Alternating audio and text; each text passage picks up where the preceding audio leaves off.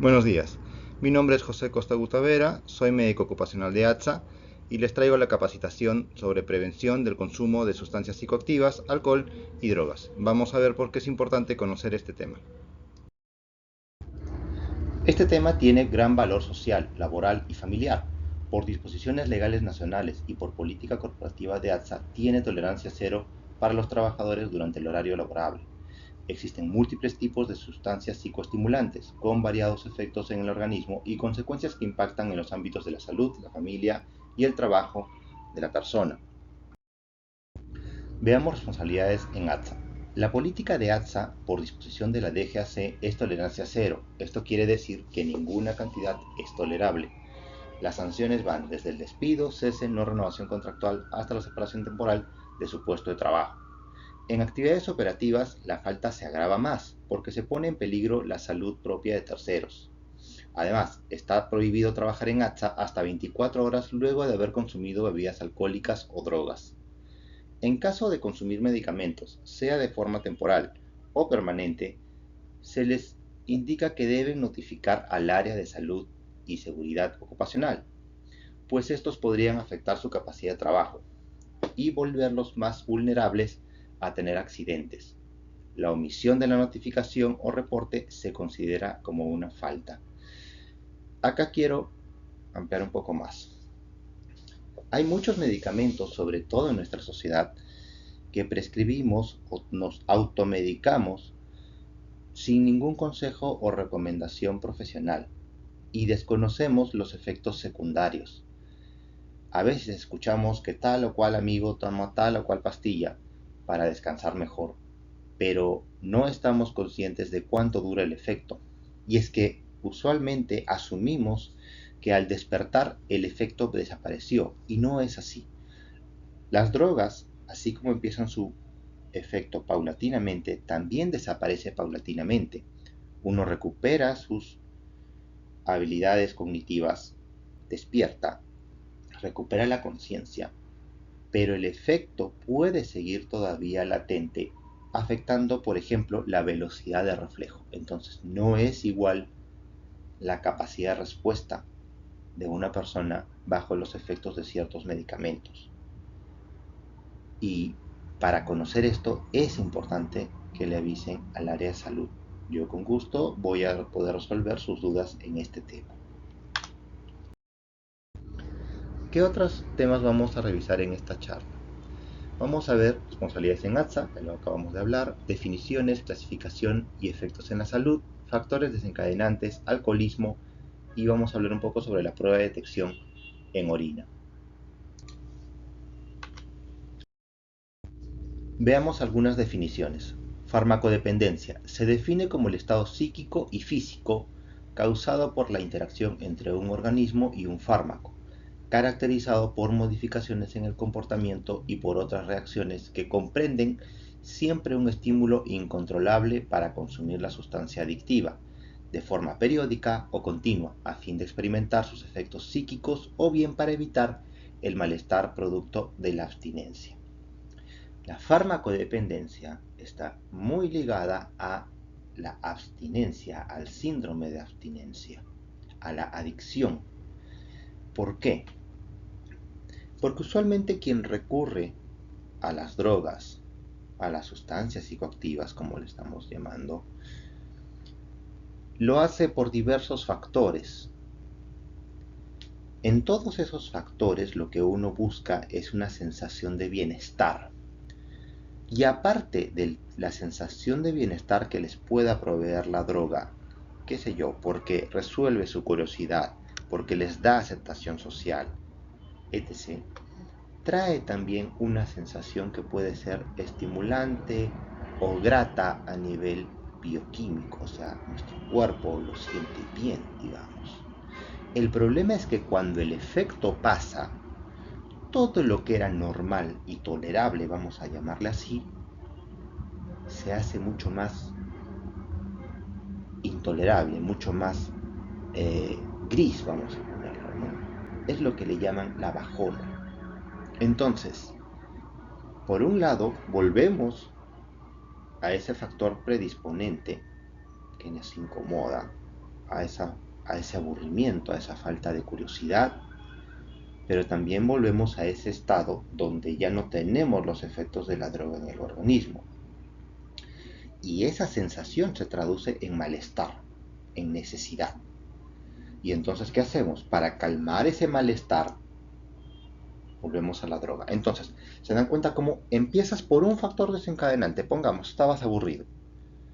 Pero luego continúas porque ya no tienes uno, tienes dos. Estabas aburrido y ahora necesitas sentirte bien porque es lo que la droga te hace sentir.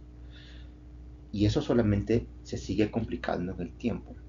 Porque conforme la droga hace que tú descuides otros aspectos de tu vida, estos te van a traer problemas. El mundo no va a parar porque tú decides tomarte 5 o 10 minutos volando, ¿no? Con los efectos de la droga. Y ese es el mayor problema, el mayor riesgo de la farmacodependencia, que es una característica de las drogas. ¿Ok? Alcaloide. Es una sustancia orgánica obtenida de la síntesis química cuyas propiedades son similares a la del álcalis, la cual precipita reacciones fisiológicas de carácter tóxico, como ejemplo la nicotina del tabaco o el cannabinol de la marihuana. En términos sencillos, alcaloide es un derivado de alguna planta, ¿sí?, que tiene propiedades en nuestro cuerpo. Alucinógenos son sustancias sintéticas o derivadas de plantas que inducen estados psicológicos muy complejos, como experiencias trascendentales, ensoñación, alucinaciones. Como ejemplos tenemos la marihuana, el ácido lisérgico, la mescalina, la psilocibina, que son los hongos que se han puesto de moda en los últimos años. ¿Ya? Pero en general, para redondear la idea, alucinógeno es todo lo que nos va a alterar la percepción de la realidad. Nuestro oído, nuestro olfato, nuestro gusto, todo lo que nos conecta con la realidad. Depresores son aquellas sustancias que producen una disminución en el proceso de transmisión del sistema nervioso. Por ejemplo, el alcohol, barbitúricos, tranquilizantes, morfina, heroína, codeína.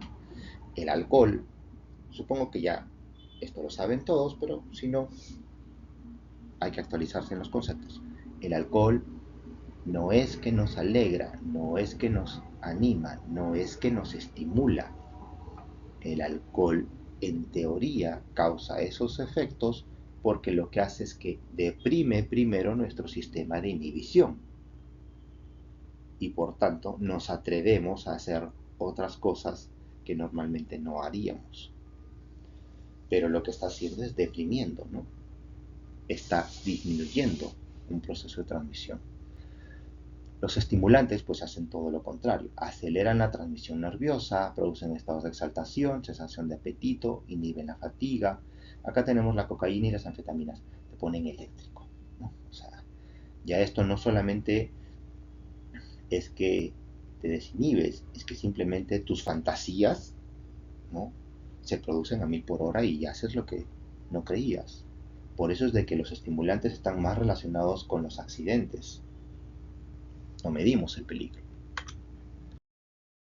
La droga o fármaco es cualquier sustancia ajena al organismo que al introducirla puede modificar una o más de sus funciones. El estupefaciente es una clasificación desde el punto de vista legal que se le da a las drogas en su estado natural. Básicamente el estupefaciente viene de estupor y facer, hacer, provocar el estupor, o sea, nos adormece. ¿Ya? Sencillo, eso es un estupefaciente, cualquier droga que nos adormece. Psicotrópicos es una clasificación que desde el punto de vista legal se les da a las sustancias obtenidas a través de procedimientos químicos desde las drogas en estado natural. También podemos decir que son drogas que tienen un efecto preferencial sobre nuestro sistema nervioso y psicológico. Drogas duras y drogas blandas. Es una clasificación que en realidad nace en Holanda y la comienzan a emplear mucho más los países que legalizan algún tipo de drogas y entonces deciden separar las drogas según qué tan potente es el efecto de adicción. ¿Ya? Entonces las drogas duras son aquellas que tienen un fuerte componente adictivo, efectos dañinos y muy nocivos para la persona. Drogas blandas son aquellas que no son adictivas o lo son mínimamente y tienen pocos o ningún efecto nocivo o dañino. Esta clasificación en particular es algo polémica porque, como van a darse cuenta, según los factores predisponentes, pues uno puede ser más adicto o no a tal o cual droga. ¿Sí? Entonces lo que podría ser en teoría una droga blanda puede tener un efecto muy potente en una persona que está vulnerable, con múltiples factores predisponentes. Acá vemos un cuadro que resume las clasificaciones por estatus legal, por origen, por efecto, por riesgo. ¿Sí? Legales tenemos como ejemplo el alcohol, tabaco, cafeína. Ilegales, cannabis o marihuana, cocaína, heroína, anfetaminas. Según el origen, naturales, aquellas que derivan de plantas y en su forma de plantas tienen un efecto. ¿No?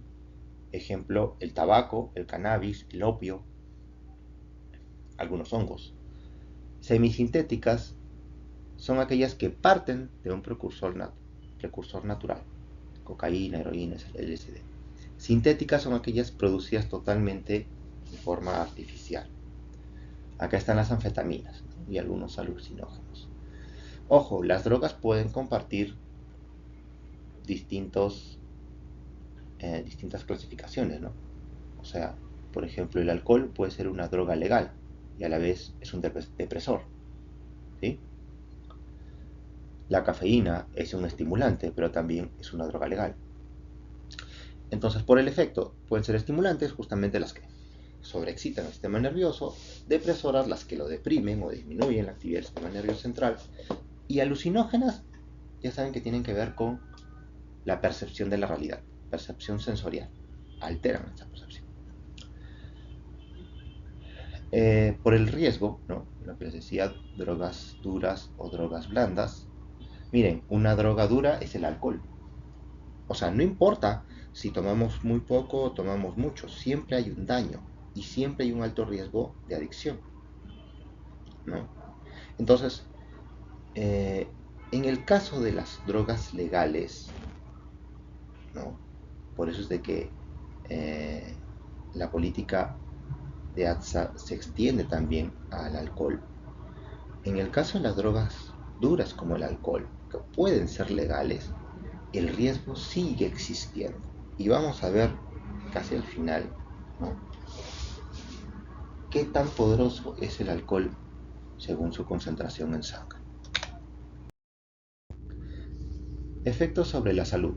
Los daños que ocasionan las drogas en el estado de la salud de la persona van ligados a una mayor tasa de mortalidad comparado a personas que no consumen las drogas, mayor tasa de enfermedad y daños específicos de órganos. ¿Sí? Ejemplos. Mayor tasa de mortalidad. Claro, si no mides el peligro,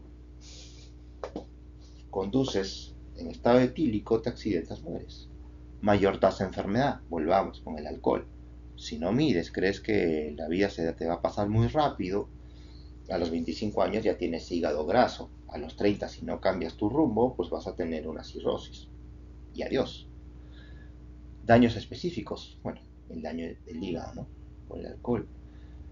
O a veces cuando toman, ¿no?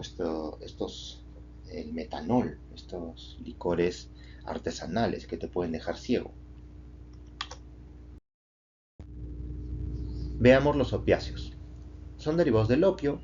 Para el caso de la heroína, la principal causa de muerte es la sobredosis, el choque anafiláctico, la sepsis, la endocarditis bacteriana, hepatitis, sida, violencia y suicidio.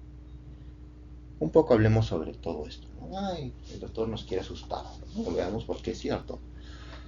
Como tiene farmacodependencia y hay otro concepto que es tolerancia, es decir, la droga conforme pasa el tiempo nos hace menos efecto con la misma dosis, lo que hace que tendamos a aumentar la dosis para sentir el mismo efecto. Entonces, en una de esas se nos va la mano y claro, morimos por sobredosis. El choque anafiláctico, porque nos estamos inyectando algo directamente a la vena, está ingresando al cuerpo directamente.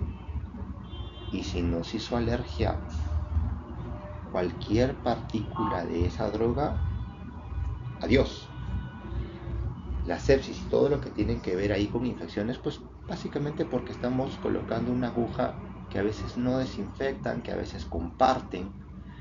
Los médicos en la consulta nos damos cuenta cuando tomamos una muestra de sangre y vemos el tipo de bacteria que le ha ocasionado el problema a la persona. no es el mismo tipo de bacteria de cualquier persona. Las bacterias que ingresan por una inyección son bastante específicas. La hepatitis, bueno, por daño, el SIDA, por lo mismo de compartir agujas, ¿no? La violencia y el suicidio. Claro, a veces el síndrome de abstinencia se hace intolerable, a veces las ideas suicidas, la idea de desesperación invade, ¿no?, la mente de la persona y pues termina quitándose la vida. Los depresivos, acá tenemos como ejemplo al alcohol, ¿no? La mortalidad se asocia con suicidios o muertes por sobredosis accidental, psicosis tóxica, síndrome de privación. Además, a largo plazo producen trastornos de personalidad, como las benzodiazepinas, ¿no?, que alteran la memoria, la atención y la tolerancia.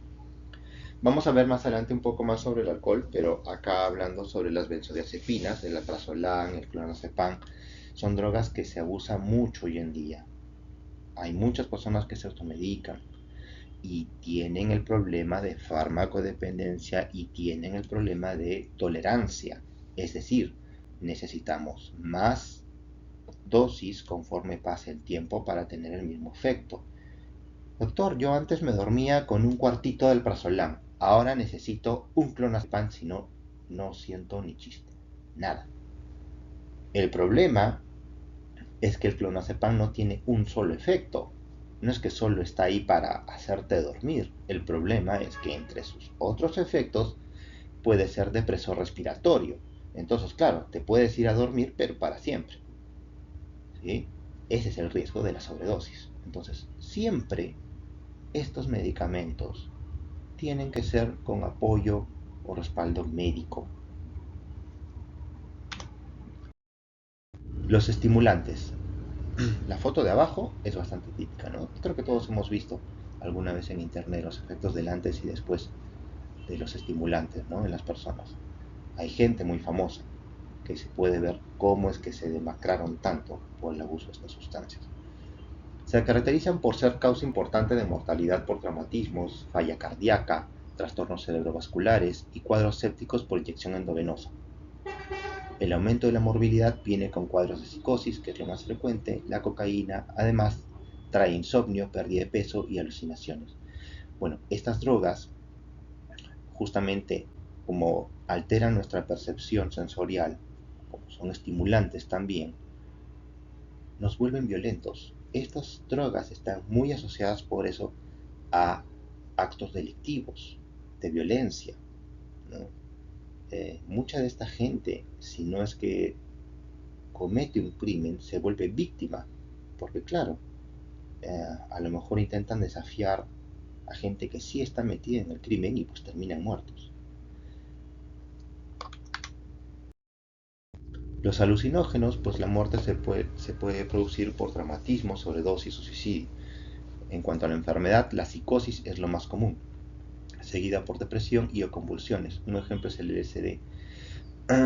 En este punto, como la alteración de la realidad se hace tan frecuente, al cerebro le cuesta posteriormente, aún así esté sin drogas, distinguir lo que es real o no, ¿no? Es como han visto en alguna película, ¿no?, que parece que están soñando, están durmiendo y luego están tanto tiempo en ese sueño que de repente no distinguen cuando están despiertos cuál es la realidad o no. Bueno, es lo mismo. El alucinógeno, el LSD, dañan el cerebro y alteran su capacidad para distinguir la realidad, ¿no? Entonces, la psicosis es una enfermedad que está presente en estas personas, ¿no? Hay un mayor riesgo.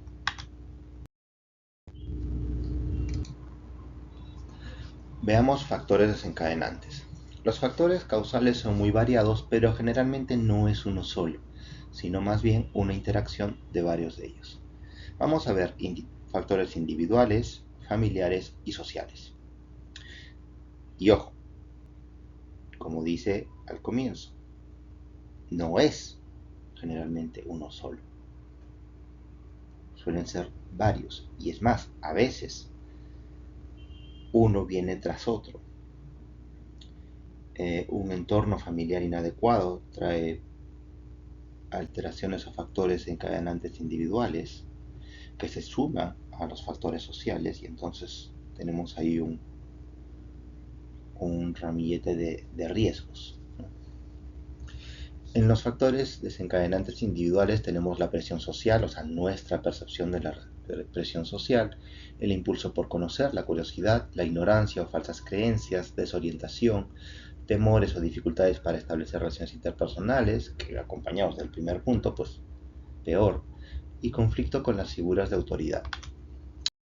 También tenemos una baja autoestima, dificultad para expresar emociones, falta de habilidad para resolver problemas, crisis de desarrollo y crecimiento, baja tolerancia a la frustración, deseo de cambio o independencia, limitaciones físicas y enfermedades crónicas, además de confusión de valores. Entonces, imaginemos que agrupamos un poco todos los factores individuales. Básicamente tienen que ver con una necesidad de comunicación y una baja capacidad para hacerlo, ¿no? Y en vez de capacitarnos, en vez de tal vez llevar un curso, hablarlo con un psicólogo, tratamos de resolverlo con una droga. Tenemos temas de aceptación, ¿no? La baja autoestima, la presión social, queremos pertenecer, queremos ser cool, queremos satisfacer nuestra curiosidad porque nos han dicho que toda la curiosidad es buena, ¿no? O tenemos limitaciones físicas y queremos ser parte de algo más. Entonces, igual, en vez de tratar de trabajar sobre esas limitaciones, digamos, de contacto, recurrimos a las drogas. ¿Sí? Factores familiares. Sabemos que la familia es el lugar donde se desarrolla el individuo y ahí se desarrollan las bases para una adecuada salud física y mental. Es también donde el individuo aprende a interpretar la realidad dentro y fuera de ella. ¿Qué factores tenemos acá? Desintegración familiar, deficiente o inadecuada comunicación, ausencia de manifestaciones afectivas, conflictos y desacuerdos de pareja, figuras paternas ambivalentes, maltrato. Si se dan cuenta, todo esto de acá puede generar los factores individuales. Papá y mamá están siempre trabajando. ¿En qué momento le enseñan al hijo a interactuar con la sociedad? ¿En qué momento le enseñamos a expresarse? ¿En qué momento le enseñamos cómo se resuelven los problemas?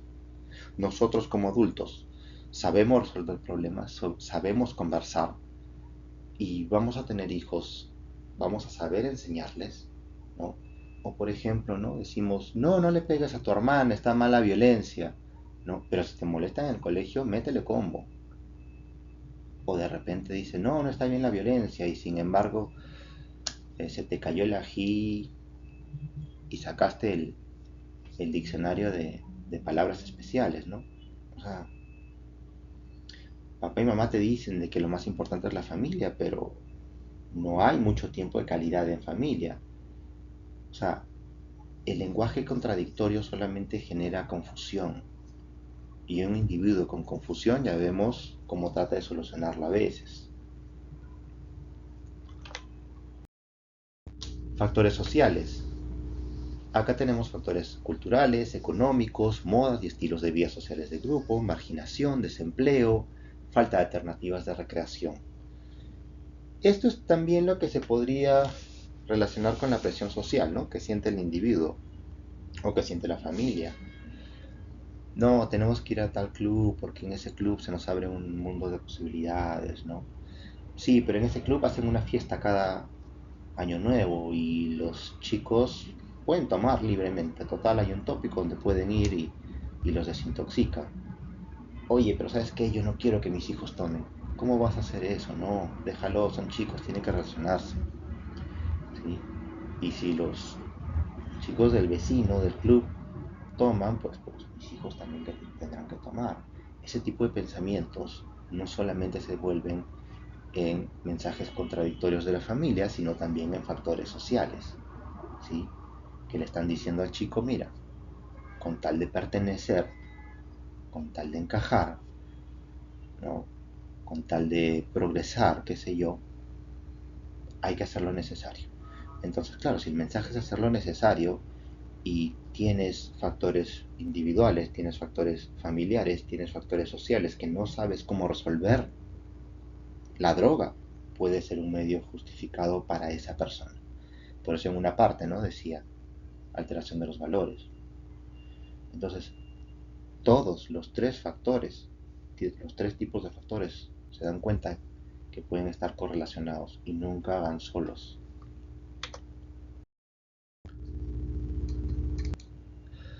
Con esta diapositiva entramos en la recta final. Vamos a hablar sobre alcoholismo. Muy por el contrario de lo que parece, el alcohol es un depresor del sistema nervioso central, ya lo habíamos dicho, causa adicción orgánica y psicológica. Orgánica porque hay un efecto de satisfacción que nos da, de bienestar, sensación positiva. Psicológica porque nos ayuda a manejar el estrés, por así decirlo, nos permite sentirnos aceptados. Produce daño hepático y neurológico irreversible. Doctor, por ahí he escuchado que el hígado se regenera. Sí, pues, pero tampoco es que se va a regenerar a la velocidad que tú tomas, ¿no? Produce daños psicológicos irreversibles, nos hace propensos a buscar nuevas drogas, produce daño al estómago, aumenta el factor de riesgo cardiovascular. Se está viendo cada vez más gente joven de 50 años, ¿no?, en adelante, que ya empieza a tener riesgo cardiovascular, que empieza a tener aterosclerosis, que empieza a tener ACV, y pueden ser personas en teoría muy sanas, o por lo menos hacen deporte, no comen grasas, ¿no? Pero les gusta el licor, o peor aún, han tomado intensamente de sus primeros años. Hay algo que a veces confundimos. La vida es como un combustible. Si tú vives intensamente, el combustible se consume más rápido. No es que tú vas a vivir intensamente hasta los 27, 28, 30 y crees que te va a quedar hígado para otros 50, 60 años. O sea, si estás dispuesto a tomar agüita nada más después de los 30, bueno, estás advertido. Si estás dispuesto a tener riesgo de un infarto o una angina a los 50, bueno, o sea, si tanto vale vivir intensamente, como dicen hoy en día, alrededor de los 20, bueno, sí, pues ese es el método, ¿no? Pero si quieres vivir plenamente todos los años de tu vida, tienes que saber administrar la salud de tu cuerpo, porque el alcohol te produce daño y es irreversible, se acumula. Ojo, también ha aumentado en jóvenes, y eso lo he visto, ¿no?, el daño al hígado, por ejemplo, como hígado graso. O sea, de mi generación, pues amigos que yo he conocido con hígado graso ha sido después de los 30, 35. Pero yo he tenido amigos, amigas de 25 que decían, José, ya estoy ya con hígado graso y no sé por qué, si no como mucha grasa. Sí, pues como te explico que cada fin de semana pues pasa su factura y tomas desde los 12, desde los 13. O sea, ¿sí? Entonces, ojo. Fases de la intoxicación por alcohol. La fase de euforia y excitación. Se consigue con una alcoholemia de 0.5 gramos por litro. En esta primera fase estamos locuaces, eufóricos, desinhibidos, conducta impulsiva y agresiva. O sea, estamos happy y somos invencibles. Nos podemos pelear con quien sea, ¿no? Y usualmente muchas veces lleva a eso, ¿no? Que hayan conflictos, peleas, ay, me miro mal, que se mirando a mi chica, que se mirando a mi chico, ¿no? Ahí estamos, esa es la primera fase. La segunda fase, hipnótica o de confusión, con una alcoholemia de 2 gramos por litro. Acá ya estamos irritables, agitados, somnolientos. La cefalea es más después. Disartria, es decir, no articulamos bien las palabras, ¿no? Ataxia, no caminamos bien. Dismetría, nos balanceamos. Náuseas y vómitos. O sea, cuando ya empezamos a sentir un poco náusea, asco, o ya sentimos que arrastramos la lengua, ya estamos en fase 2. ¿Sí?